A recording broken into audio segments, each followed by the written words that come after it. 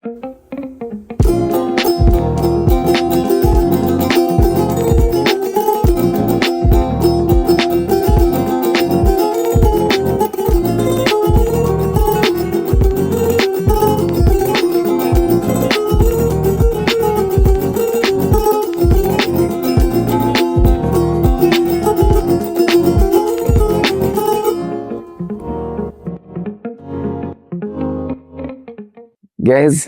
جاهزين.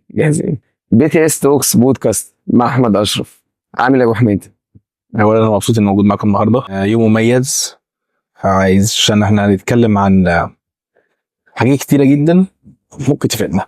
احنا اساسا بنحاول نظبط الميعاد عشان انت عارفين ان انت عندك حاجات شغلات كتير اليومين دول، وده من ضمن الحاجات اللي مخليانا عايزين نقعد معاك الفترة دي عشان في دماغك حاجات كتير لازم نسمعها.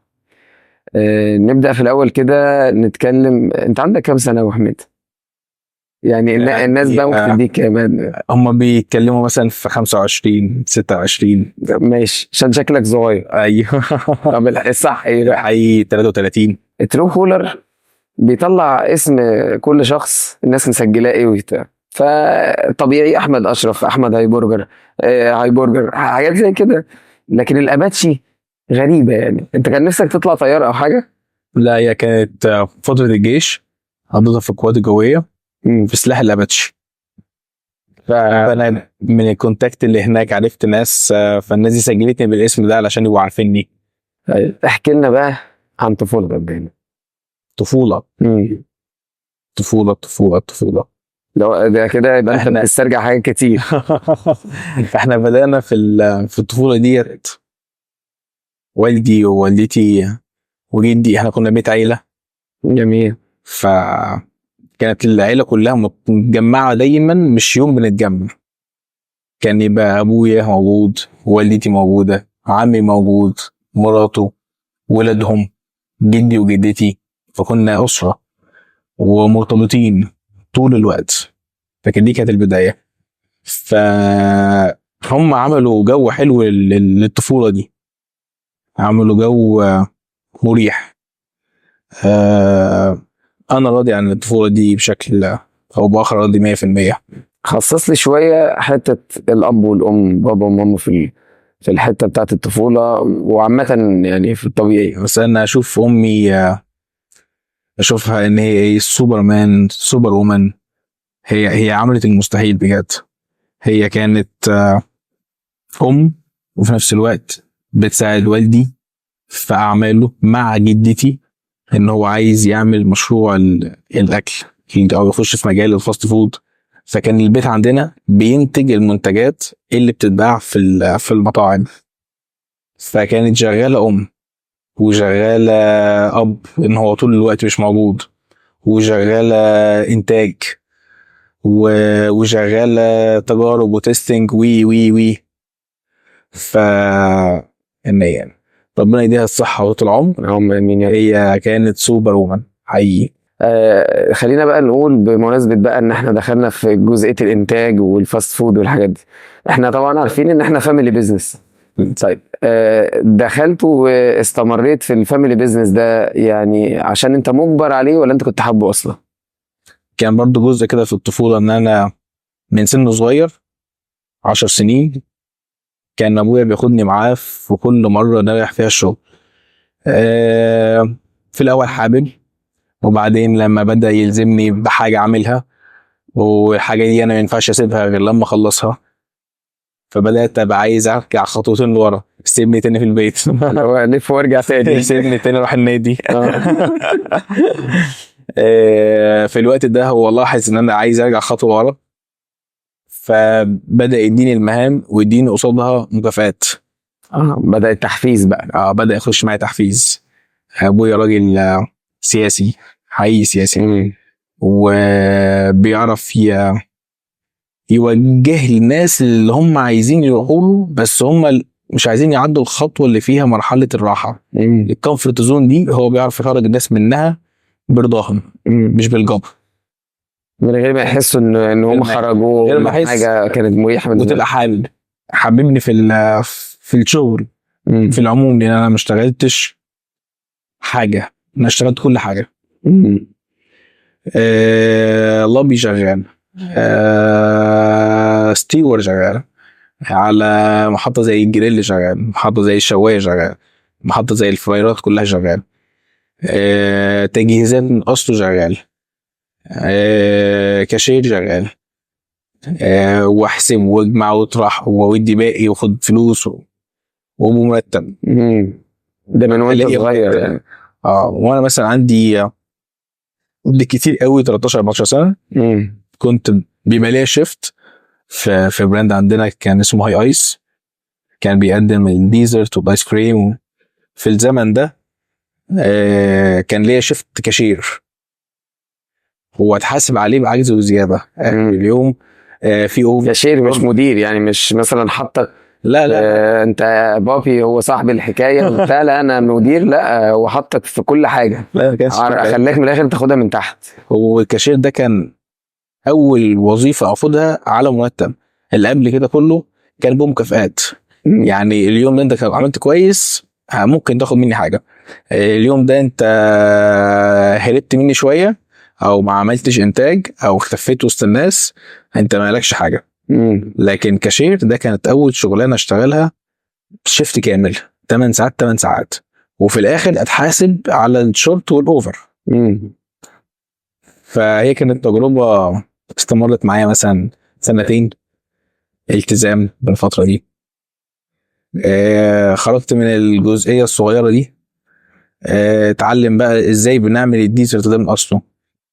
ففي الزمن ده ما كانش في حاجه اسمها مصنع، كان في حاجه اسمها زي سنترال كيتشن دلوقتي بيسموه، هو زمان كان اسمه معمل. فكنا اروح المعمل عند الشيف اللي بيشتغل، الشيفات اللي هناك كانوا بيكرهوا ان حد يعرف اسرارهم، ما يقولوش ان حد غريب يخش يتعلم.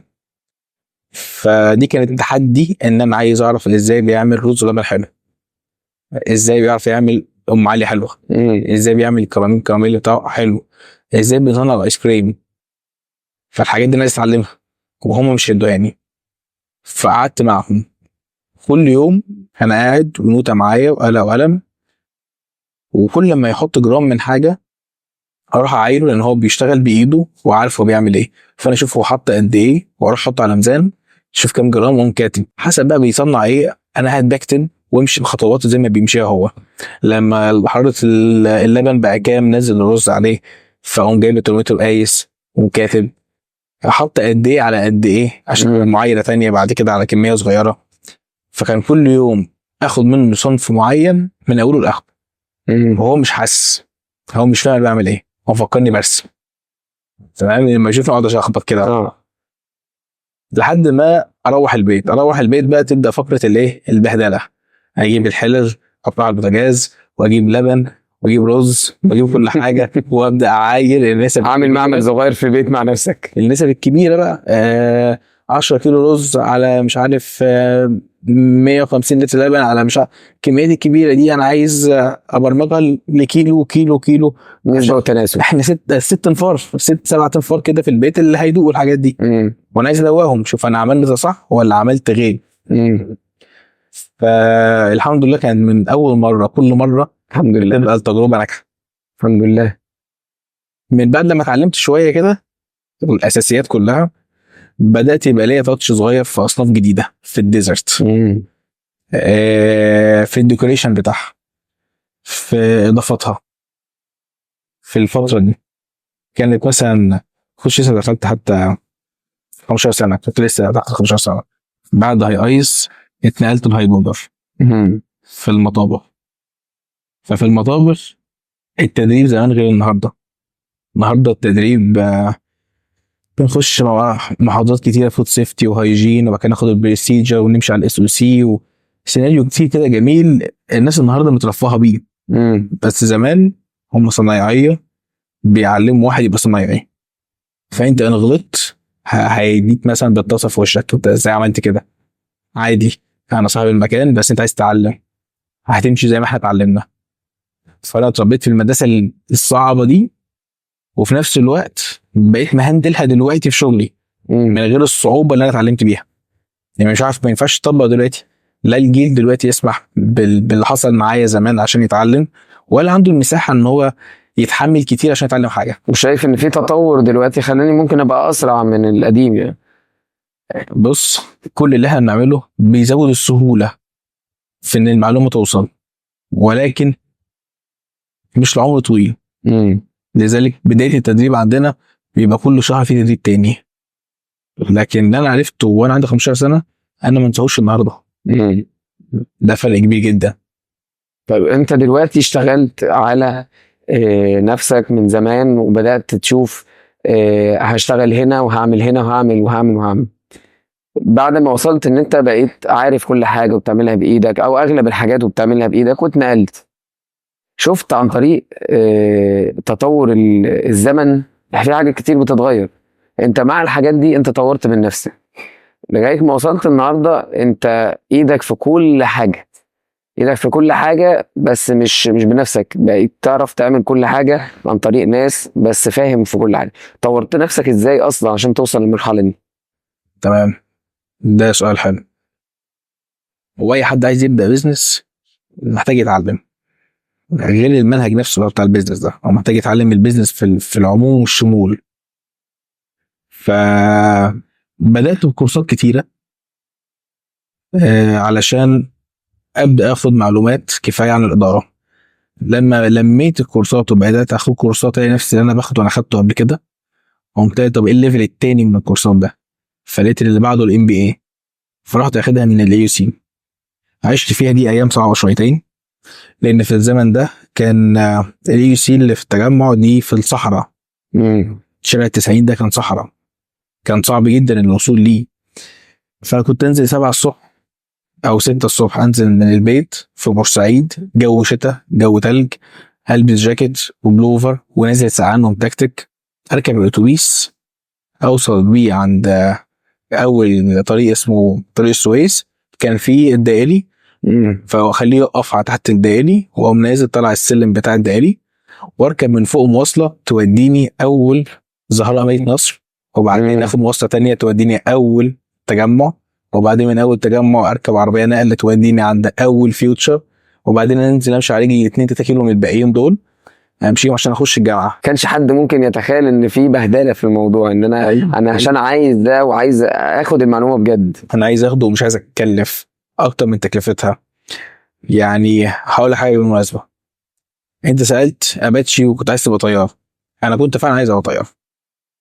لما رحت اقدم في 6 اكتوبر معهد الطيران قالوا لي انا هدفع 1,000,000 جنيه، تمام، وانا راجع قررت ان انا مش هبقى طيار. انا اوريدي في بيزنس موجود، اوريدي حابه، اوريدي بشتغل عليه، بس حرام ادفع ابويا بعد العمر ده كله هو بيعلمني كل ده عشان في الاخر اسيبه واقول له باي باي انا هرجع الطياره وهسيب البيزنس ده مش هكبره. بس اول ما سمعت الرقم ده لا لازم اعمل سويتش، انا عندي اللي يكبر ويبقى احسن من 100 طيار. ليه ابص بقى هطير بقى استكشف العالم؟ بس انا ممكن استكشفه بمزاجي وانا حر، مش مضطر على سفر ورايح وجاي. يعني انت شايف ان مش شرط ان انت بتحلم بحاجه فهي الحاجه دي تبقى الصح، بس اكيد في حاجات تانية ممكن لو بصيت لحياتك بشكل اعم منظور تاني. بالظبط. ما هو دايما كل الناس صح في رؤيتها هي بيبقوا شايفين نفسهم صح.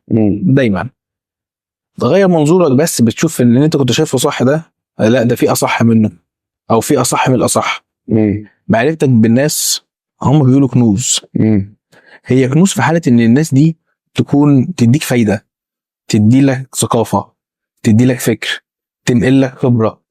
دي كنز في الناس، مش معرفتهم لله على الوطن. يعني مش هي ده المكسب. المكسب حبيبي انك لما تقعد مع حد يقول لك كلمه توزن عندك امور في حياتك انت كنت وازنها بميزان غلط. فهنا البوينت اوف فيو بتاعك انا كنت هنا شايف ان دي الدنيا كده، لا ده الدنيا كده صح، ده انا في كتير قوي كنت حاسس ان في غلط بس انا مش عارف فين، ما انا ما اعرفش اصح منه. احمد، بما انك يعني بتشتغل بيزنس من وانت صغير اكيد ليك هوايات بعيد عن المجال خالص. يعني ممكن نقول زمان قوي كنت ممكن اقول رسم، عشان كده كنت بتخلي سباحه. الشيفات فاكرين انك بترسم بس. بالظبط، ممكن اقول سباحه. مؤخرا اكتسبت هوايه القرايه. جميل. قرايه الكتب، تتمسك في الايد كده وتقلب، مش الاونلاين بوكس والحاجات دي بقى دلوقتي بقت الهوايه بالنسبه لي. في كتب كتيره كنت انا المفروض اقراها مثلا من 10 سنين فاتوا، بس للاسف انا اتعرفت عنها قريب مش من زمان. تفيد. انا حابب بقى اتكلم عن كيان هاي برجر. ده حاجة يعني براند. براند ويعني لسه هجي لك في موضوع ان احنا عايزين نعرف هو البراند ده في بورسعيد مكسر الدنيا، بس عايزين نعرف برضو الدنيا ليه انت مهتم ببورسعيد. بس خلينا نتكلم على الكيان الاول. هاي برجر بدأ بداية صغيرة جدا جدا. والدي وعمي الاتنين شركاء مع بعض في كل حاجة وأي حاجة، فهم الاتنين حطوا ايدين في ايدين بعض ان هم يعملوا عربية اكل في 87. تمام. وزي ما انا قلت لك كان اصل الخامة بتتعمل في البيت وننزل نبيعها في العربية دي. فكان واحد بيفتح منهم وواحد بيقفل، كانش فيه امكانية ان يبقى فيه موظف. وعاش عمره طويل مفيش موظف، واحد بيفتح بالليل وواحد بيفتح الصبح وهكذا. كان هما الاتنين في بيت واحد بس ما بيتقابلوش، اتقابلوا 10 دقايق نص ساعة، بيسلموا شيفتات لبعض، السلام عليكم وعليكم السلام، والدايرة تدور. عاش عمر كده طويل وصعب اكتسبوا فيه كل الخبرة اللي موجودة اللي ممكن حد يكتسبها علشان يفضل يكمل مع الظروف اللي احنا عايشين فيها دلوقتي.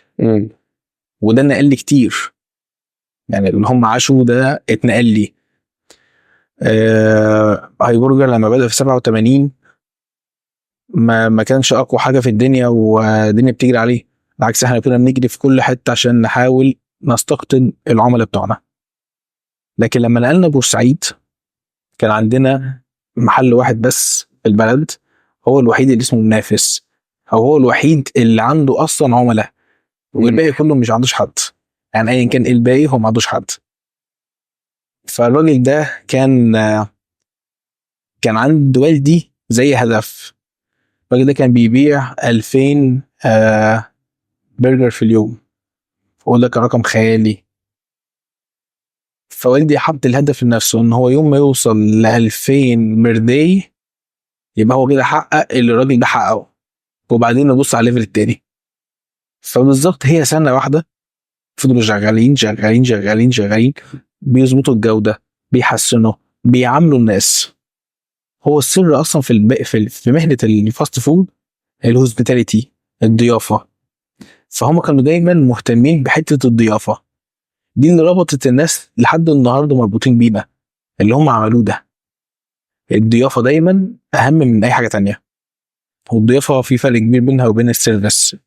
السيرفيس ده واجب على الموظف إنه يأديه. الضيافة إنك ازاي تدي السيرفيس دي بأحسن طريقة. طيب وصلنا النهارده لفين هاي برجر؟ وصلنا لفين في بورسعيد لغايه دلوقتي؟ بورسعيد احنا من كام سنة عملنا سيستم عندنا، طورناه ودخلنا التكنولوجيا معانا شوية. فعملنا ايه؟ عملنا حاجة اسمها CRM. تمام. في 2018 عملنا الCRM ده كان دوره انه يحافظ على فلوس الناس ويعمل لهم لويالتي بروجرام. الاثنين لما طورناه وبدأناه لقينا ان احنا بدأنا نعرف مين عاملنا وايه سلوكه وايه زياراته وايه اللي بيحبه وايه كومنتاته وايه الفيدباك بتاعه. بعد سنة ما اشتغل السيستم دوت احنا لقينا ان احنا عندنا 100,000 عميل في بورسعيد. مع الوقت السيستم قاعد بيتغذى للداتا لسه، فطلعنا النهارده 300,000 عميل ما شاء الله. على المدار ده كده احنا دخلنا التكنولوجيا اكتر واكتر واكتر في حوكمة البرامج بتاعتنا وربط كل حاجة في بعض. احنا معتمدين 100% على المان باور، بس المان باور ده ما بيديناش اللي احنا محتاجينه مع العميل. فعملنا الكاستمر سيرفيس كويسة جدا تدور على احتياجات العميل وتحل المشاكل وتدينا فيدباكس تبقى انسايتس لينا ان احنا نتطور فين او نتحسن ازاي او ايه الاخطاء المتسببة لاخطاء تانية. بناخد اي فيدباك ونفتته 100 حته. هو قال الاكل بارد، ده مش معناه ان الاكل بتاع المطبخ بارد، ده معناه ان في دوره حصلت غلط، ونبدا ندور نشوف فين الخطا اللي حصل وظهر سبب العميل ده ان الاكل يوصل له مش في احسن جوده المفروض يوصل عليه. ده ما كناش هنعرفه الا احنا ما شغالين زي الناس كده عادي. بس احنا وصلنا لحته كويسه، حته كويسه. النهارده اقدر اقول ان جزء صغير من السيستم اللي في هايبرجر بيقدر ب 1200 دولار في الشهر كسيرفيس، واحنا عملناه من عمر طويل ما كانش فيه التكنولوجيا بتاعت الاي اي اصلا. الاطفال والجيل الجديد انت مهتم بيهم، ده حقيقي. ايه اللي بيحصل في الجزئيه دي والهدف منها ايه؟ اللي بيحصل في الجزئيه دي ان الاطفال بيتشدوا شويه الوان، فبنعملهم فلاكس. كل اللي يخش طفل نديله فلاج مرسوم عليه شخصيات هو بيحب يشوفها او بيحب يتفرج عليها. جفت صغيره بياخدها. اي وجبه اطفال عندنا بنضيف عليها توي صغيره كده بتعبر عن حاجه لينا او بتساعده فكريا، عشان الاهل يبقوا هم كمان عايزين نفس السيناريو لطفلهم. واحنا عندنا هدف صريح كده ان الطفل بتاع اليوم هو النهارده طفل، هو ده عميلي في المستقبل. فانا لازم يبقى عندي وحاسس بان انا مهتم بيه وعايز يبقى عارف ده كويس جدا، عشان لما يكبر يكمل معايا ونفضل احنا مكملين بيه وبأسرته. ده برضو ياخدني لفكر برضو انا شايفه عندك وحابب افهمه. انت حابب تبقى متواجد في كل الايفنتس اللي موجوده في بورسعيد ليه؟ الايفنتات اللي انا شاركت فيها وهايبرجر كمؤسسه شاركت فيها كان دايما وراها خدمه مجتمعيه. مفيش ايفنت طلعته كان هدفه ان احنا بناخد وقت بسيط حلو لذيذ وبس. كان دايما بيكون ده الايتام، ده الارامل، ده لدعم الشيفات في بورسعيد، ده لدعم الناس اللي هي بتلعب على الآلات الموسيقية. كل مرة بيبقى فيه ايفنت في دعم لحد والناس دي هتاخد تكريمات، فنقوم داعمين هنا علشان نساعد اهالينا اللي هم السبب في وجودنا دلوقتي. فبتجيب الحكايه نفسها ان احنا بنشارك مجتمعيا في كل حاجه بتحصل. بالظبط. طول ما في خدمه مجتمعيه حقيقيه انا شايفها وهلمسها انا بشارك، لو مش موجوده ما بشاركش. اكيد طبعا. طيب انا حابب اعرف بقى نقطه صغيره. انت دلوقتي الوالد وعمك هما كانوا اساس المشروع من زمان، انت دلوقتي شاب وطبعا ليك تفكير، واحنا كل جيل بيبقى له تفكير مختلف عن اللي بعده يعني. ومن اللي انا عرفته في عملته سيستم، فهل كان في تعارض ما بين التفكير بتاع الناس الكبار والعقليه الشبابيه اللي حابه انها تطور، ولا كانت الدنيا ماتشنج مع بعض وكانت ماشيه في نفس الاتجاه؟ مفيش حاجه بتبدا ماتشنج، فانا كذاب. مفيش ماتشنج، بس في طرفين زي ما احنا قلنا. والدي وعمي، عمي دعمني في نقطه ووالدي دعمني في نقطه، وهم الاثنين يفيدوا لي 10 نقط. تمام. بس انا خدت نقطه فانا خدتها ستيب باي ستيب. خدت النقطه دي مره خدت فيها اجري، خدت النقطه دي مره خدت فيها اجري، بقى في نقطتين من 10. انا كده كسبان 2 من 10، وافضل بقى اتعب واحاول اثبت وجهه نظري في النقطه الثانيه والثالثه والرابعه والخامسه لحد ما لقوا ان قراراتي بنسبه كبيره بتبقى مفيده للبزنس، مفيده لعملائنا، مفيده لفريقنا. فبداوا واحده واحده يسحبوا ايديهم من التشغيل. اشتغل بقى، بدأنا نثق، شفنا النتائج الرقمية، النتائج الفعلية، نتائج الناس. شفنا وقاعدين بنشوف. هم ما سابونيش في يوم وليلة. تقريبا احنا كنا مع بعض لمدة 6-7 سنين علشان هم ياخدوا القرار ده. هم خدوه بعد 6-7 سنين، مش بعد سنة ولا شهر ولا أسبوع. قدرت تطور ازاي خوفك على فكرة الأكل، الماتيريال، الطبخة بتاعته، التوصيل والخدمة، الحاجات دي بدأت تاخدها ستيب باي ستيب ازاي؟ في فترة معينة كده اضطريت اباشر إدارة فرع معين من أول ما يفتح لحد ما يقفل. تمام، عشان امسك البروسيس كلها بخباياها، مش من فوق شايف كل حاجه بالهليكوبتر. لا لعبنا بقى ايه، العب إن جوه الملعب، بقى جوه إن جوه. فجبت الدليل اللي كانوا موجودين في الفرع ده، وقمت قايل لهم هاتوا مفاتيحكم، دي بتفتحوا بيها الفرع وبتقفلوا بيها الفرع. فدول المفاتيح خدتها حطها في جيبي. ميعادنا بكره الساعه 10 ونص الصبح. طب مين اللي هيفتح؟ ما انا اللي هفتح. طب مين اللي هيقفل؟ انا اللي هقفل. اخدت بالظبط 65 يوم علشان اخد هاي برجر كمنهج وسيناريو واخطاء وافكار وبريسيجر. كل ده كده اخدته، كتبته وحولته الاس او سي، وبدات نشتغل على تشيك ليست ازاي نشتغل. من هنا احنا اتطورنا ان كل حاجه مش مكتوبه اتكتبت. حابب أعرف يا أحمد، إحنا مرينا بظروف صعبة أوي خلال الفترة اللي فاتت، بالذات الفترة اللي فاتت كان فيها حتة كده، جزئية المقاطعة دي بالذات، كانت فيها كلام كتير، وطبعا ما بين ناس قادرة تقاطع وناس مش قادرة، وما بين ناس ما عادتش بتشتري من الأماكن اللي مش مقاطعة. الموضوع كان صعب. عملت إيه في الفترة دي؟ وعملت يعني كان قراراتك إيه؟ وكانت صعبة عليك إزاي؟ في نقطه الناس مش واخده بالها منها، لما بدات المقاطعه احنا ما كناش عارفين ان هيبقى فيه مقاطعه، صح؟ ما كانش حد عارف حاجه. مظبوط. فاحنا اوريدي كنا شغالين. ومنتجات المقاطعه دي اكتر من المنتجات المصريه بكتير، واوفر واجود. للاسف برضه بسبب الماس برودكشن بتاعهم، هم اوفر واجود، لان هم عملوا ريسيرش ديفلوب بالهبل سنين قبلنا بكتير. بنفكر احنا نعمل حاجه هم كانوا عملوها من زمان وقاعدين بيطوروا فيها لحد النهارده. فالمنافسه معاهم بعيده شويه. إيه، لما بدانا المقاطعه كان كان ليه رؤيه كده، ممكن تبقى غلط وتبقى صح. انا هقطع منتج مصري ليه؟ هو اتعامل بيه مصريين، قبضوا مصري، اشتغلوا على ارض مصريه. ما هم دول شغالين في مصر، ومصر اخده منهم الضرائب، يعني بلدنا مستفيده.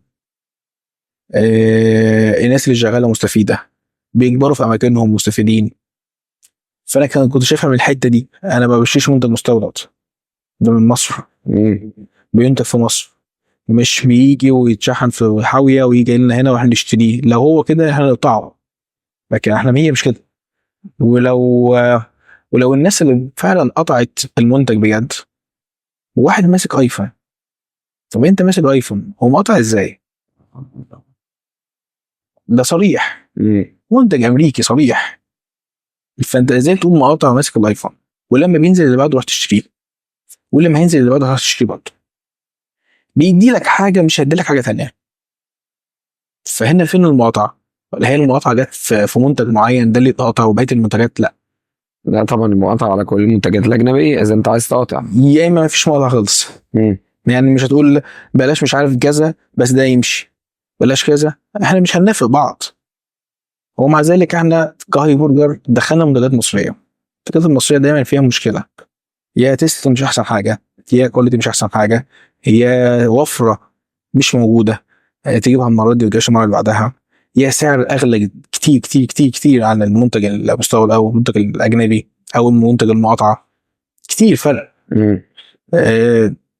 فما كانش في الصالح. فانا حطيت ده وحطيت ده. والعميل اللي عايز يبقى اسمه مقاطع قاطع، العميل اللي عايز يبقى بيعيش حياته عادي زي ما احنا عايشين ومقتنع بان المقاطعه دي مش ملامسه قوي حياتنا. احنا ما انتجناش منتجات كتيره تغطينا على المنتجات بتاعتهم. السوشيال ميديا غيرت في كل حاجة في الدنيا، فأكيد غيرت في هاي برجر. غيرت هاي برجر إزاي؟ وخليته موجود على الساحة أكتر إزاي؟ ده سؤال حقيقي حقيقي. السوشيال ميديا غيرت الدنيا، مش غيرت هاي برجر. مم. السوشيال ميديا ديت تلفزيون بس لكل الناس. كان زمان الاعلان التلفزيون ده بيغير التوجه والفكر والمبيعات وكل حاجه. مره واحده بقى كل واحد معاه اكونت فيسبوك، بقينا بنعرف نوصل له ببروموشن، بسبونسر، بي حاجات بسيطه. في الاول كان فيسبوك مش اذكى من دلوقتي، كان غبي جدا زمان. مم. كنا نديله فلوس بسيطه جدا كان بيعمل بيها كتير جدا. فلمسنا ده واشتغلنا عليه كان الفريق اللي اشتغل عليه كان فريق شاطر، فقدرنا نستفيد كتير جدا ونعمل اويرنس اكتر للناس بوجودنا. في وجود السوشيال ميديا احنا اتطورنا، مش احنا بس عرفنا نبيع، احنا كمان عرفنا نتطور، عرفنا نشوف غير وغير الغير سواء جوه مصر او بره مصر. كان في استفاده هنا من ناحيه تانية اكبر بكتير جدا من الاستفاده انت في ان احنا نبيع منتج اكتر. بدأنا نشوف مطاعم تانية عالميه افكارها ايه، وصلوا لفين، عشان احنا نبدا من بعدهم. يعني ناخد اللي عندهم خلاص خدناه، نعمل من بعدكم بقى، فنعرف نركب ونعرف نسوق، نعرف يبقى ترند لنفسنا، نعرف نخلي الناس التانية تبقى تمشي ورانا، ما نبقاش احنا بنمشي ورا هنا في اللوكال بالنسبة لنا. لا، كنا احنا دايما بنتحدى، بنبقى سابقين في كل خطوة، سبقنا كتير جدا الحمد لله. في كل الخطوات الحمد لله. ف ده هي فرقت وخلتنا موجودين بشكل كويس جدا. وده خلاك تشوف زي ما بتشوف زي ما بتقدر تنفذ بقى حاجات كتير مختلفة وجديدة. طيب طبعا احنا عارفين اي مؤسسة او اي كيان بيبقى زي ما انت قلت برضو من شوية قائم بشكل كبير على الناس اللي فيه. انا سمعت شوية كده من شوية عصافير لينا ان انت صارم جدا مع الناس اللي معاك. علاقتك بالناس اللي موجودة واللي بتشتغل معاك عاملة ازاي؟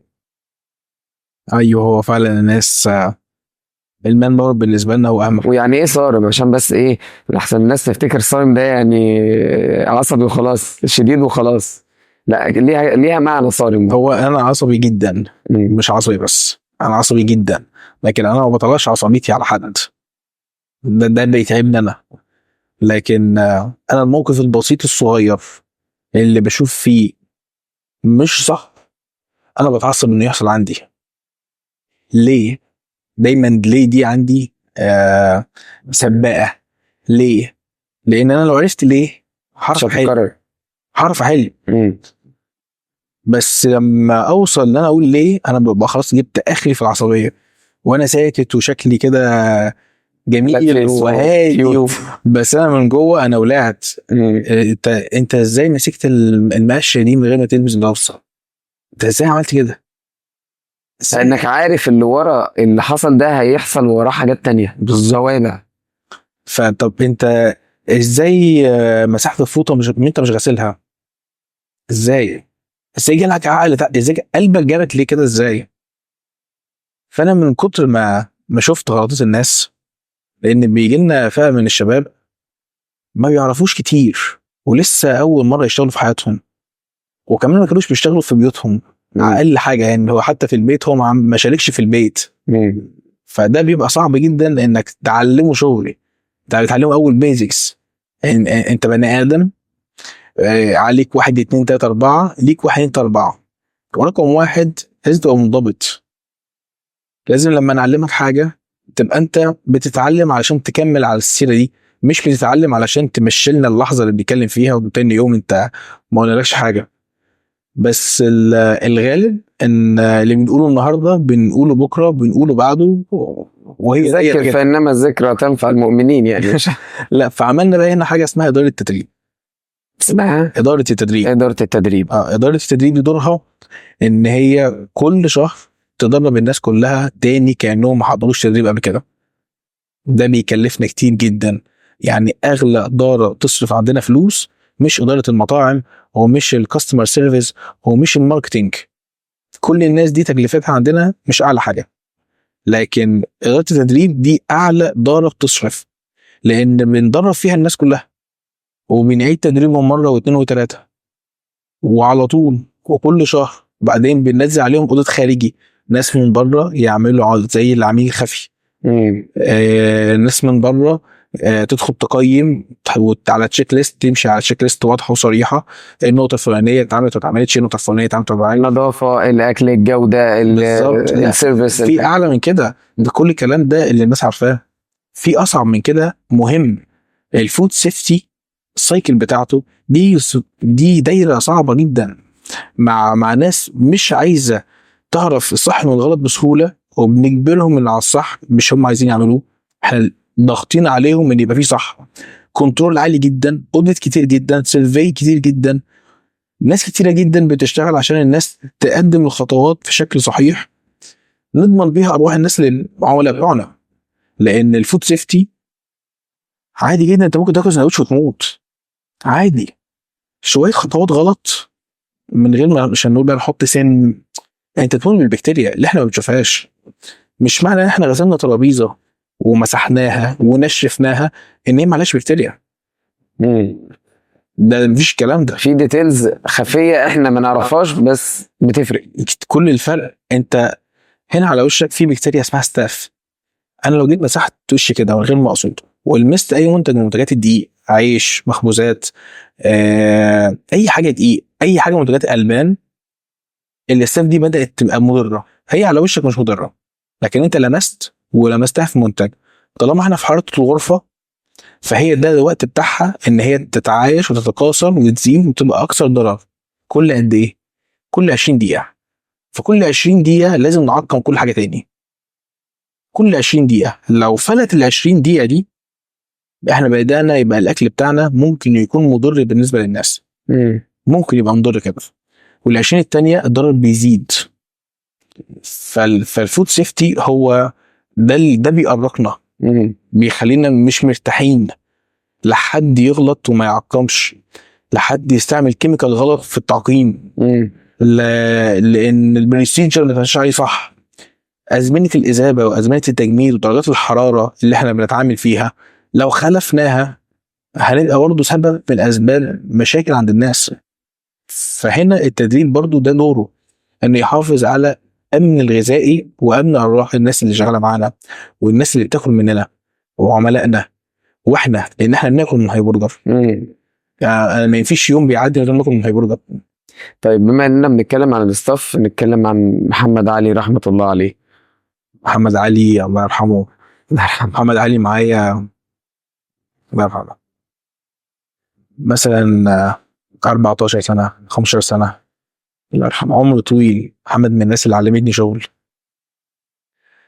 من الناس البشوشه يعني. مهما الضغط هو بشوش، مهما كان عنده مشاكل هو بشوش. علمني الانتظام والالتزام. محمد ده علمني جامد جدا. كان مهما كانت مشاكله في حياته هو في ميعاده موجود في المطعم. يمكن يتأخر لكن موجود، ما ينفعش يغيب. اجازته انا كنت مجبره عليها ان انا اديله اجازه، ده كان للجبر. ولما اجبره على اجازه كان يزعل مني، كان ممكن يبقى مخاصمني مثلا اللي هو انت بتعجزني. ايوه بعجزك محمد، انت بقالك 90 يوم ما نزلتش اجازه ليه؟ يعني روح انزل، راح ريح يوم يا عم، بلاش يومين، خد يوم، خد 4، ارتاح. بس هو كان ملتزم جدا في الشغل، كان بيحب. فقدانه وقعنا انا في شغلي وفي ادارتي 6 شهور. 6 شهور ما دخلتش شغلي، ما عرفتش اتعامل مع الناس. اي حد، اي موقف، اي مكان، اي بلاطه، اي حيطه، اي ازازه، اي حاجه موجوده في المطعم، ما هو انا كنت بقول لده هي فين مشكلتها؟ فانا هقول لمين؟ ما انا لما اجي اقول بفتكره، لما اجي اقول انا عايز اكل بفتكره، انا عايز اجرب سندوتش جديد بفتكره، عايزين نطور حاجه جديده بفتكره، عايزين نعمل حاجه مشكله كده عندنا في الحساب. ومحمد كان ما شاء الله عليه ذكي جدا جدا جدا في الارقام، فكنت اقول له تعالى اقعد معايا. طب هقول لي مين يجي يقعد معايا؟ فهو كان مؤثر بشكل ربنا يرحمه. الفترة الأخيرة أحمد كان في شوية ظروف اقتصادية بتتغير بسرعة جدا. يعني النهاردة الحاجة بسعر، مش النهاردة، دلوقتي الحاجة بسعر كمان ساعة بسعر. إزاي قدرت في الظروف دي إنك تحافظ على جودة الأكل عندك يعني إن الحاجة توصل للمستهلك بسعر كويس وبجودة كويسة والتشغيل يبقى كويس؟ كل ده عملته إزاي؟ هنا ده ليه اكتر من اجابه ده، عشان هي اتجاهات كتير قوي. اول حاجه السعر ما بيتحسبش عن اللحظه اللي انت السعر فيها زاد، ما بيتحسبش بالحسبه دي. دايما بنحسب على حساب المتوسط، مخزونك ايه واشتريت بكام، فتقوم جايب المخزون كرصيد وكفلوس وتجيب السعر الجديد بالمخزون بتاعه، وبتقسم الاتنين على بعض طلع لك المتوسط السعري اللي انت فعلا بقيت عليه. هو مهما غلى ما بيطلعش مثلا عليك 100% في المرة الواحدة. هو كان في زمن كده وحش جدا حصل ان 100% دي تشوفها و200% نشوفها في نفس رغم المخزون موجود، بس يبقى ده معناه ان المخزون اللي عندي ما كانش عالي كفاية، فالمتوسط ما عرفش يظبط العملية دي. فده كان حاجة من الحاجات اللي ثبتتنا شوية ان احنا كان عندنا مخزون كويس قدرنا نوفق بيه الاسعار، ان احنا ما نجيش على العميل ولا نحسسه بالفرق الشاسع اللي حصل وهو شايفه. برضو احنا قعدنا فترة مش هقول بنخسر، بس احنا خسرنا فعلا، بس ما غيرناش، ما نطناش نقطة بتساوي، خدناها تدريجي. النهاردة انا بخسر 1000، بكرة انا بقيت بخسر 4000. كل ما الناس تزيد في الطلب كل ما انا بخسر اكتر. تمام. قعدنا نستحمل عشان كل شوية نزود جنيه، نزود 5 جنيه، نزود 2 جنيه، خطوات، عشان في الاخر بعد 6 شهور يبقى السعر بتاعي مشابه لسعر الدنيا اللي حواليا كلها. انا كنت بعمل ايه دلوقتي في الفتره دي؟ انا كنت بلم ماركت شير، مش بكيش فلوس. انا بخسر فلوس بس انا بلم قصادها عملاء، ودول اهم. الفلوس النهارده جت بكره تتصرف عادي، لكن ماركت شير اللي انت بتلمه ده بيعيش معاك شويه اطول ويرجع لك الخساره باكتر باضعاف بعد كده. فهي دي كانت السياسه اللي احنا اتبعناها في الفتره اللي كانت فيها تذبذب دوت. على النقيض مثلا في بيزنس تاني عندنا، احنا بنضرب رز، فاحنا عندنا اكبر مضرب موجود في منطقه القناه، والمضرب ده بينتج تقريبا في اليوم 120 طن رز ابيض بدرجاته واختلافاته، بس هم 120 طن في اليوم. الرز بقى في الفتره دي لعب معانا لعبه مش كويسه جدا. كان الاول احنا بنشتري من تجار الشعير، بنشتريه وندخله المضرب يضربه، طلع رز ابيض نعبيه ونبيعه. سيناريو بسيط. أزمة الرز التاجر رفع ايده من البيع، بقينا بنتعامل مع الفلاح نفسه. وهنا قابلنا ثقافة ما عندهاش خلفية عن البيزنس ولا عندها خلفية غير ان انا هاخد جنيه دلوقتي انا هاخد جنيه. دلوقتي هم بيقولوا انه بيتباع ب10,000 جنيه. يا بيت ده كان ب2 جنيه، انت عايزه ب10,000. انا سمعت على الفيسبوك ان السعر بقى كده. فكان يجي الفلاح قبل ما ينام يكتب على الموبايل بتاعه بوست على الفيسبوك من غير متابعين، مش محتاج يبقى عنده متابعين ولا يبقى مؤثر، يكتب بس كده تم بحمد الله البيع برقم خيالي. تمام.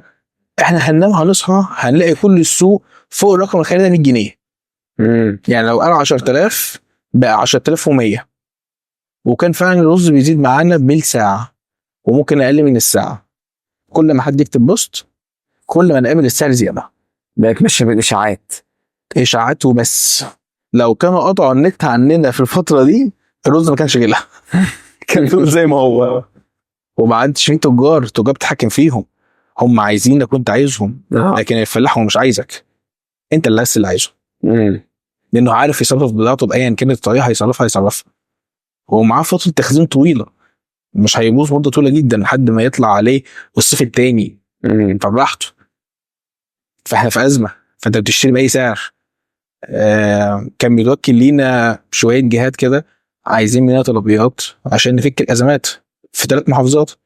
طب ما هنجيب منين شعير؟ مشكلتي في الشعير. انا ما عنديش مشكله ابيع لكم كل ده من غير مكسب، بس فين الشعير اللي هضربه؟ انا بقى بما ان انا عارف ان في جانب كده عند احمد اشرف حته كده كوميدي، وهو بيحصل حاجات كتير يعني بيبقى فيها عايز يعمل، انا عايز اصلا بس عايز اضحك، وفي نفس الوقت بيحصل حاجات كتير مختلفه. فقول لي كده بما ان هاي برجر يعني فروعه في وسط المناطق السكنيه، حصل موقف كده مع جار او ساكن في المكان خلاك كان حاجه جميله يعني؟ احنا لينا مواقف ظريفه مع جيراننا. فرع من الفروع طبعا انت عارف ان السكان ما بيحبوش المطاعم تبقى في بيوتهم او تحت بيوتهم. ده كان في زمن سابق، ولا مطاعم ولا كافيهات ولا مش قهاوي ولا النهارده. بس في زمن سابق كان ده الوضع، وكنت لازم اخد موافقه من كل سكان العماره علشان افتح مطعم.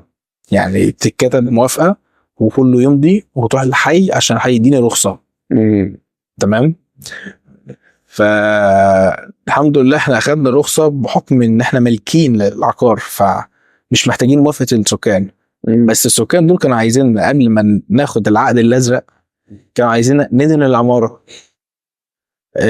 وعايزين نصلح لهم خط الصرف من فوق لتحت، وعايزين نغير لهم الرخام اللي في المدخل، وعايزين دي احلام، دي احلام، مش نشيل احنا الراتب الشهري بتاع البواب والامن. فهم كان عندهم احلام. بقول لك دي احلام، مش والاحلام دي كده هم بجد عايزينها. يعني هو مش هنقبل غير لما تعمل، لحد ما طلع العقد الازرق وبعد كده قدمناه في الحقيقه، خلص الموضوع بقى فيه رخصه. بس كان في واحد بس من السكان ده بيحبنا قوي. فالراجل ده في يوم من الايام عمل فينا شكوى في البيئه ان احنا عمل 3 شكاوى ورا بعض. بس واحده منهم بيقول ان اليافطه بتاعتنا اللي هي في الشارع، بص في الشارع كده بتنور للشارع، اليافطه دي بتنور الشارع وتضرب في ازازه محل في الناصيه التانيه، ولما نبدا بيضرب في الناصيه التانيه بيرجع يطلع عنده في الدور بتاعه وبيخليه مش عارف ينام. دي لفه طويله قوي بصراحه. هو لف اللفه دي وقال كده، هم جم فعلا على الشكوى دي. فانا كنت واقف معاهم في الشكوى، فقمت له يعني النور اللي بينور في الشارع رايح كده وانت ساكن فوق، عايز تفهمني ان هو لما بيطلع كده بيضرب في المحل اللي في حاجه قدام، وبعدين يرجع يرد عليك بكل القوه بتاعته وبيدخلك عند البيت عندك بستارتك بالبلاك اوت، وفي الاخر ما بتعرفش تنام. ايوه، هو بيتكلم جد. والموظفه اللي بتاعت هي برضه مصدقه ان هو بيتكلم جد. يا جماعه طب انا للدرجه دي مش فاهم، مش عارف عبيط. طيب هو انا الوحيد اللي مش بقيت واقف في النص اللي هو طب اقول لكم ايه يا جماعه يعني. طب اقنعكم ازاي ان هو يفطر في الشارع زي بيت؟ طب وحليتها ازاي في الاخر؟ طلعت معايا بصت طلعنا البيت بتاعه وولعنا اليافطه عشان نشوف النور بيضرب ولا ما بيضربش. ده حقيقي يعني، هي مصدقه برضه ان ممكن يبقى كده. بس لازم نجرب بنفسنا. انا جيت هجرب. الشكوى الثانيه بتاعته كانت برضه ممكن تلامس بقى صح. يعني الشكوى الثانيه ممكن يبقى فيها صح، وارد. كل مطعم بيكون ليه مدخله من اول ما بيطلع من تحت لحد ما يجيب اخر العماره، تمام؟ ودي اشتراطات بيئيه. مظبوط.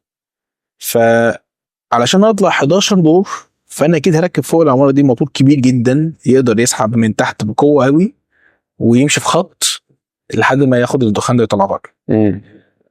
فجت لي الشكوى بتقول ان احنا الماسوره الهود ده، الخط ده بيسخن مواسير الميه اللي بيفتحوا منها الحنفيات. فجت الشكوى فعلا، جت فرقه او لجنه من الحي جت قالت احنا هنقيس درجه حراره الميه عندك في المطعم عندي من الحنفيه ترمومتر، ويقيسوا درجه الحراره وبعدين يطلعوا عنده في البيت يفتحوا الميه في كوبايه برضه يقيسوا نفس درجه الحراره. فلو درجه الحراره عنده في بيته مشابهه لدرجه الحراره عندي في المطعم. انا في المطعم في الارضي انا انا بعيد عنك اصلا، دود ما عداش عليا. فلو هو سخن للدرجه دي او بيسخن اصلا كان بعيد عنك. كنت درجه وفوق يبقى درجه. لا احنا لقينا ان فوق نفس الدرجه، هي نفس درجه الميه. فدي شكوى وراحت. اشتكينا. انت بتسمع الحاجات دي وبتبقى قاعد تفكر في ايه يعني؟ هو كان بيحبنا يعني، ما نقولش كده، هو كان بيحبنا، كان عايز يشوفنا ونشوفنا ونشوفه في تعامل، في ود اكتر ود اكتر. الشكوى الثالثه بقى كانت ايه؟ الشكوى الثالثه كانت على الديسبل بقى، بيتكلم على الضوضاء، ان المطعم بيسبب ضوضاء كفايه تزعجه. وانا فارق بيني وبينهم حل اصلا في النص، كان انا مش بس هو اللي ملامسني، ده انا في بيني وبينهم حل. واي عزل هوائي بيفصل الصوت. انت لو جبت ازازه حطيت بينهم هواء وكبست الهواء ده شكرا، مفيش هنا هيعدي الناحيه التانيه. في بقى محل كامل خرسانه ومقفل بيني وبينه عشان هو يطلع له الدور بتاعه. فجم وقاسوا الضوضاء اللي جوه المطعم اثناء التشغيل وفي عزه، قعدوا نعمل دوشه ليهم، اقصى دوشه ممكن نعملها لهم عشان يقيسوا.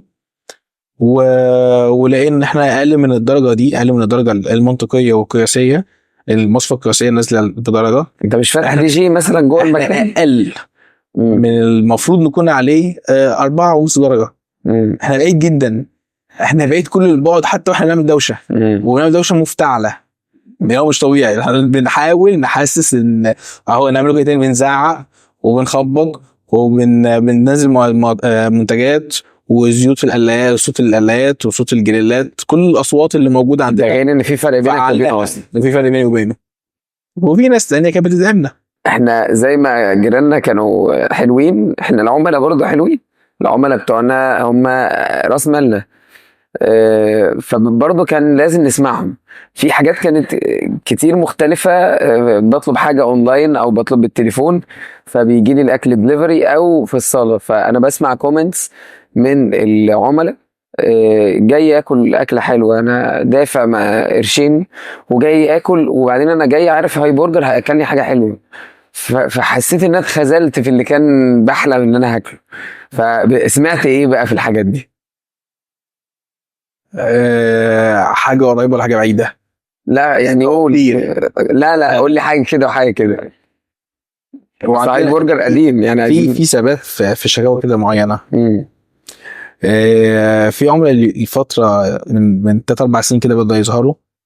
هو يطلب الاوردر بتاعه والاوردر يروح له، وبعدين يشتكي ان الاكل ده كان فيه مشكله، بارد، جاله مقلوب، اي شكوى تخلينا نقول هنجيب لك واحد تاني. يعني هو يقعد يدور على حاجه علشان نقول هيجي لك بديل.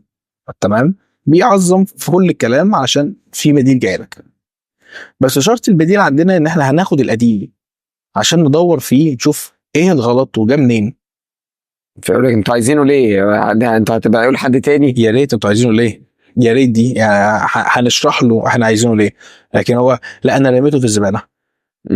تمام، طب نقوم نستأذنه، استاذنك ان احنا هناخد الاوردر من الزباله واحنا هنراجعه. احنا مش هناكله حد، احنا عايزينه نراجعه نعرف جه منين الغلط اللي انت بتحكي عليه، او هو موجود لا دي بتاعتنا ما بنقولهالوش. لكن بالكلام معاه هو بنقول له عايزين نراجعه. اصل انا رميت الزباله من الشباك. طب ما طب نجيب لك منين طيب؟ طب الشباك انه يا فندم احنا بنبقى حضرتك الراجل بيدور على الشباك، بتبقى تريسر عليه ان انا هوصل معاك لاخر الخط لحد هو ما يقول مش عايز لكم حاجه. ده سيناريو. فممكن يكون اترمى في بطنه مثلا، فمثلا مش عارف اترمى فين. بس هو اترمى. طب حاجه قريبه مثلا. حاجه قريبه، احنا عندنا مميزين بالسلطات. تمام، فالسلطات بتاعتنا فيها فرايتي كتيره وكلها غنيه. مش طماطم وخيار ومش عارف وبيكلز وي وي وي وي وي حاجات كده. كل الحاجات دي في شنك، دي مش حاجات بفلوس، بس بيبقى في عند ناس تانية او مطاعم تانية بيبقى دي اسمها سلطه. تمام، السلطه عندنا كل نوع مكلف وغني، وفي صنعه، في خامه، مش حاجه اتقطعت واتحطت او حاجه اتجابت واتحطت في البوله وانت بتقلمها. فهي ليه سعر.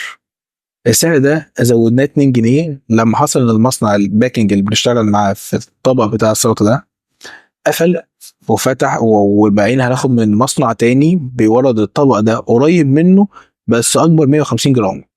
حلو، تمام. فاحنا زودنا هنا 3 جنيه تقريبا او 2 جنيه ونص، زودنا قيمه ما بتساويش قيمه الزياده، ولكن عملنا فرق سعر. تمام، لان لازم نبقى منطقيين. ما ينفعش ابقى متحمل طول الوقت كل حاجه ومش حاسبها، لازم نحسب كل حاجه تتحسب. ففي عمله كتيره انتوا ليه زودتوا 3 جنيه دول؟ وده في الفتره اللي احنا فيها دي، في الفتره ان انت لما بتشوف زياده السعر بتشوف زياده السعر النهارده بجنيه، بكره ب10، بعده ب11، لا بعده ب100. فلما تتكلم بالجنيهات المفروض ان احسن ما تتكلمش اصلا في القصه دي. ما عادش في جنيهات عندنا، بقت بتتكلم من فوق ال10 جنيه الحركه. يعني الحركه ب10 جنيه، اي زياده سعر في 10 جنيه بتزيد في اي ايتم. فده كان 2 جنيه 3 جنيه، وهو عمل صدمه معانا. فانا قمت قايل لحضرتك المشكله فين؟ لان انا كنت موجود في اللحظه اللي هو كان بيتكلم فيها. هي المشكله فين؟ زودتوا السعر. تمام، احنا كنا الطبق ده كان 350 جرام ودلوقتي بقى 500 جرام.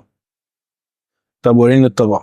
هو اصلا شايف الطبق بس هو بقى عايز يفتح نفسه الباب انه فهمت، عايز يعمل كده وعايز يرجع انت لازم تدي، خلاص انا فهمت هو القصه فين، فانا لازم اديله حاجه يقتنع بيها وخلاص. بالظبط كده. ده وريه وشافه تمام، ايوه بس فعلا اكبر. هو اصلا لو مركز هو مش هيميز اصلا الطبق اكبر ولا مش اكبر، مش عارف يميز الا لو كل يوم معايا في المطعم. بس هو انت يعني الحلو في الموضوع انك بتاخد العميل كل واحد بتقول له اه انا فهمتك، وطيب انا بشرح لك كذا. فده مهم يعني، على قد ما انت شايفه حاجه بسيطه على قد ما مهم انك بتسمع. لا، هي في قاعده عندنا اسمها قاعده اللاست. اللاست ده اول حرف بيستاند فور listening.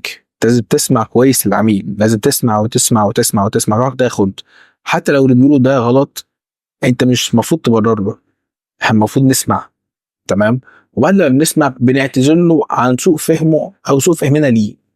مظبوط. لازم نعمل ابولوجايز بعدها، نعتذر. وبعد ما بنعتذر لازم نراضيه، نعمل له ساتسفاكشن. فالاس هنا على الساتسفاكشن. وبعد ما بنخلص العمليه دي كلها بنشكره. فالتي للثانكس، فنشكره ان هو ادانا الفيدباك سواء كان صح او غلط، لازم نشكره في الاخر. مظبوط. فدي من البروتوكولات اللي احنا شغالين عليها. طيب ايه المشكلة الأساسية في الفاست فود اللي دايما مهما حاولت تحلها تلاقيها مستمرة، ويمكن تكون شايف ان هي موجودة عندك وعند كل الناس، ومهما حصل الدنيا اتشقلبت، ومهما التطور حصل، ومهما التكنولوجيا دخلت، برضه نفس المشكلة ما بتتغيرش؟ المان باور. المان باور ده المشكلة اللي بتقرك برضه. دايما القوة مش المطلوبة او مش الاحتياجية الفعلية، دايما اقل. دايما الشباب الصغير لسه مش متعلم الالتزام، فمش ملتزم انه يجي النهاردة، مش ملتزم انه يجي في ميعاده، هو مش ملتزم في العموم. فالنوع ده من الناس كتير. زمان كان موجود بس قليل، النهارده بقى كتير قوي، بقى اكتر من اي حاجة تانية. فدي مشكلة ومستمرة، وعندنا كلنا بقى ايا كان البراند هو تعبان بسبب التيرن اوفر. احمد انت طلعت سكسس ستوري، قصص النجاح يعني، طلعت في تكني سمت 2023. عايزين نعرف القصة. القصة دي ان تكني درافت وكده تكني سامت هم بيزنس اكسلريتور، بيتحركوا في المحافظات كل سنة ويطلعوا منها الستارت اب. الشباب اللي فاتحين لسه مشاريع جديدة، سواء كان ليها علاقة بالتكنولوجيا او ما اي مجال. فهم بياخدوا الناس دي يطلعوا يعرضوا الشغل بتاعهم بالارقام. راس المال كام، بيحقق ربح ايه، بتنتج قد ايه، ايه. فيشوفوا الراجل ده كده ينفع يستثمروا فيه ولا لا. ده للشباب الصغير. فهم دورهم ان هم بيروحوا كل محافظه يشوفوا الافكار الناجحه ويستثمروا فيها.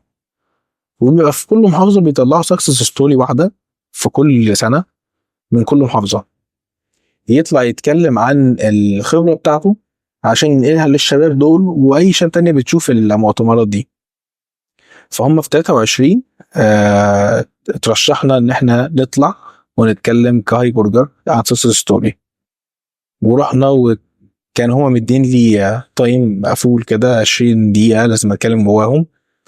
وفي الوقت ده انا كنت محرج جدا من الكلام وقدام ناس كتيرة وناس ما اعرفهاش. انا ممكن اتكلم كتير قوي قوي قوي قوي قوي بس مع ناس انا عارفها، لكن ناس ما اعرفهاش انا بعطل، بهنج، ما بكونش قادر ان انا اتكلم. حتى لو الكلام كله مكتوب قدامي، لو انا هقرا من ورقة انا مش عارف اقراها، انا معلق في عندي الرهبة دي. فكانت التجربة دي بالنسبة لي هي اللي مخليني اعرف اقعد معاك دلوقتي واتكلم، لولا انا كنتش عندنا القعدة دي. لان انا كسرت الرهبة دي بشوية، وقفت قدام جمهور كبير كان مثلا بتاع 500 نفر قاعدين، منهم طقم مستثمرين محترم الصف الاول طبعا. فكان الكلام بحساب ولازم يبقى موزون بالارقام ولازم يبقى صح. فكانت تجربة حلوة جدا. ارجو ان في الوقت ده الناس اللي كانت موجودة معانا استفادت حاجة ان شاء الله. بس دي كانت قصه تكني صامت. برضو انت في بورسعيد بتشارك زي ما انا عرفت كمشاركة مجتمعية مع مؤسسة كبيرة وبتعمل عمل كويس فيها. سمعني القصة دي. انت تقصد مصر الخير؟ مصر الخير. مصر الخير ايه حكاية مصر الخير مع هاي برجر؟ بص، مصر الخير مؤسسه تحريت عنها كتير قبل ما اعمل بيني وبينهم اي ترابط في العلاقه. فهم كانوا ناس بعد تحريات كتير قوي، هم امنين صادقين، فعلا بيصرفوا، فعلا الفلوس اللي بيجمعوها بيخدموا بيها الناس فعلا. فكان كنا قبل رمضان 23 قلت انا عايز الناس في بورسعيد، الناس اللي هم عملائنا بلس هاي برجر، نشارك كلنا في دعم المؤسسه دي عشان نحل مشاكل موجوده في بورسعيد. تمام، تشارك للناس اللي فعلا محتاجة. بالظبط، نساعد الناس اللي محتاجه في بورسعيد. لما رحت لهم لقيت ان الدخل اللي بيجي لهم في بورسعيد مش اكتر حاجه، مش مغطي الحالات اللي موجوده اوريدي عندهم، وهي الحاله عندهم بتخش في فيزز كتيره، بيتحروا عن الناس وبيتحروا عن اهل الناس وبيتحروا عن الدخل واصل الدخل واي دخل متنوع. فهم بيمشوا فيز كتير قوي، هل يستحق ولا ما يستحقش، ويستحق ايه فعليا. ففي فيز كتيره بتحصل من لجنه عندهم مسؤوله عن ده. فانا وثقت اكتر في ان الفلوس اللي هتوصل لهم عن طريقنا هتكون رايحه فعلا الناس تستاهل الحته دي كويس جدا، فهنخدمهم فعلا. كان بينا مفاوضات كتيره جدا جدا جدا وطويله جدا ان انا عايز كل الفلوس اللي هتتورد ليهم عن طريقنا ما تصرفش غير لاهل بورسعيد. وده عندهم مش سياسه، كلنا بنتبرع مصر خير، بس هم بيصرفوا في الحالات بالبايوريتي. مظبوط. انا بقى عندي بايوريتي مختلفه، انا عايز لبورسعيد، الاقربون اولى بالمعروف، الا اذا كان لبورسعيد وفقط. قعدنا سنه كامله في مفاوضات على كلمه بورسعيدي، قعدنا سنه فعلا. يعني انا ما قريتش بقيه العد وعلقت على الحته دي وفضلت واقف عليها سنه لحد ما هم عملوا اكسبشن في الحته الصغيره دي، بس هي حته كبيره عندي ان انا اشارك المساعده ديت. وكل شهر بيجي لنا ريبورت بالحالات، بيبقى الحاله دي سنها كده، وضعها المالي كده، دخلها كده، مشكلتها 1 2 3 4، اللجنه قررت صرف قد كذا. كل شهر اديهم موافقه على الحالات ديت. تمام، ايوه ده تمام تمام تمام تمام تمام، عشان برضه ابقى في مصداقيه ليا قبل ما يبقى لاي حد تاني ان الفلوس دي فعلا رايحه في الخير اللي احنا محتاجين نعمله للناس، وننمو بالناس اللي محتاجه فعلا المساعده ديت. نرجع بقى لهاي برجر. احنا بقالنا تقريبا في بورسعيد 38 سنة تقريبا، بنتكلم في سن عمر بني ادمين كبير. ما خرجناش من بورسعيد، رغم ان يعني احنا بنتكلم في براند دلوقتي. يعني في بورسعيد لما تقول هاي برجر ده انت رايح تاكل في براند زيه زي اكبر المطاعم. ما خرجناش من بورسعيد. ايه في ايه؟ تحب بورسعيد بس ايه ناكل الناس اللي في محافظات تانية الاكل الحلو بتاعنا. على مدار السنين كده هاي برجر كان محتاج يثبت رجله اول، مش كبراند بيقدم اكل، كمنتج احنا نتحكم في جودته. ف 2009 عملنا مصنع، بدل ما هو كان سنترال كيتشن بقى مصنع. مصنع ليه؟ لو كنا بنشتري خامات، الخامات دي لو اتغيرت درجتها او جودتها من غير احنا ما نعرف، احنا هنديها للناس والاكل بتاعك طعمه هيتغير. مش بس طعم، احنا بنتكلم في جوده.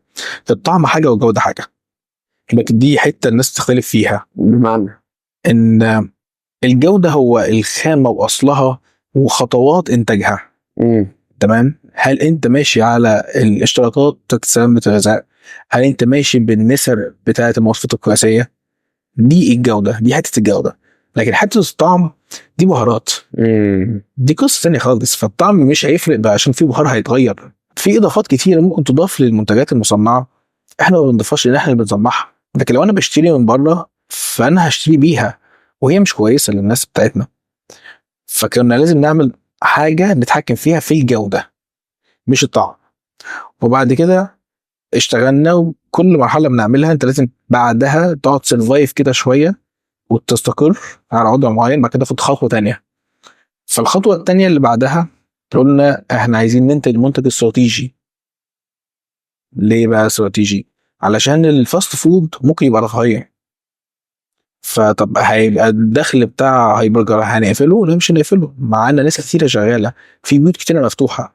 فقلنا نعمل حاجه استراتيجيه، منتج لازم يتباع، شئنا ام ابينا هو بيتباع عشان يكون ساند للبيزنس نفسه. بالظبط، عشان يدعم البيزنس نفسه يفضل مستمر ويفضل البيوت مفتوحه.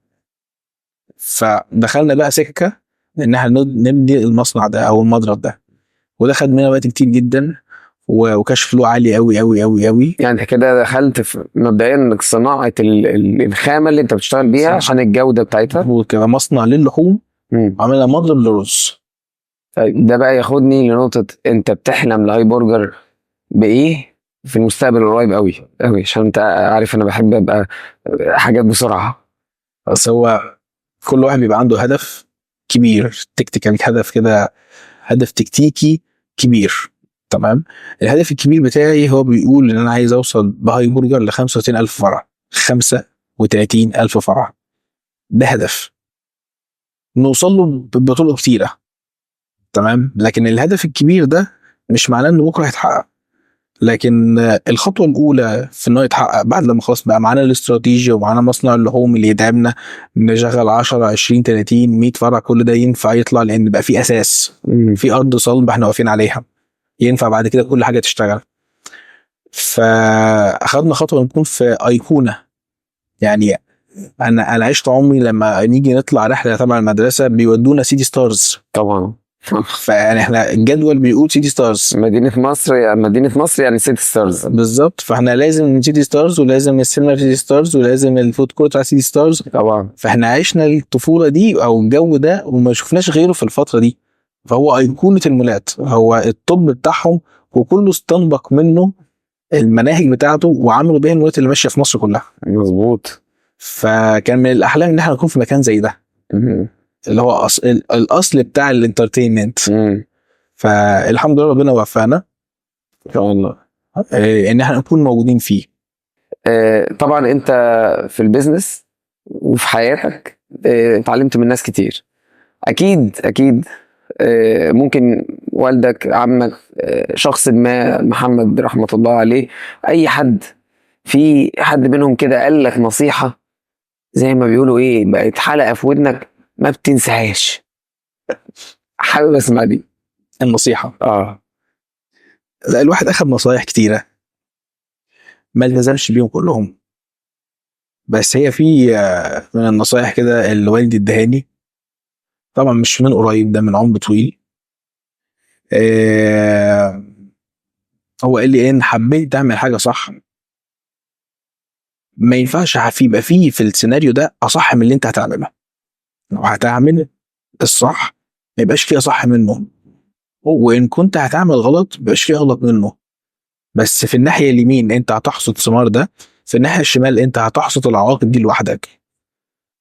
فانت حر، ما تبقاش بني ادم رمادي، يا ابيض يا اسود. خلينا نقول انت هتقول نصيحة لشاب انت شفت في الشارع في بايك بيعمل حاجة، في مش عارف شاب حابب يعمل حاجة ان شاء الله على عجلة صغيرة ومعاه ترابيزة عليها شوية حاجات، انصحهم بقى بحاجة انت كنت فعلا شايفها هي من اساسيات النجاح، عشان اجيب لك من الاخر هي دي الخلاصة. طبعا في حاجات كتير بس خلينا نقول حاجة منهم. اهم حاجه وكل حاجه اللي ما فيش اهم منها انك ما تخشش فيه الا لما تتعلمه كويس جدا. تتعلمه، مش تعمل دراسه جدوى، تتعلم، تطور نفسك، تذاكر، تبقى صنايعي، تقرا. لا لا، دي الصنعه دي اخر حاجه تفكر فيها. عايز تتعلم كل حاجه محيطه بالمجال ده، تتعلمها حرفيا علشان تبقى جاهز لما تجيلك الفرصه. ساعات الناس كتيره بتنجح بس لما بيجيلها الفرصه ان هي تكبر ما بتبقاش جاهزه، فبيعدي، بتروح عليه. لكن لو كان هو متعلم كفايه وجات فرصه التحدي يستثمر فيه ويكبره وهو مش جاهز لده ومش فاهم ده، هتروح منه. فدايما الفكره انك تكون جاهز، لانك ما تعرفش هي امتى الفرصه الكويسه هتجيلك. ووضعك فيها هيكون عامل ازاي لما تجيلك؟ احمد، ناس كتير في حياتها بيبقى في حد رول موديل كده.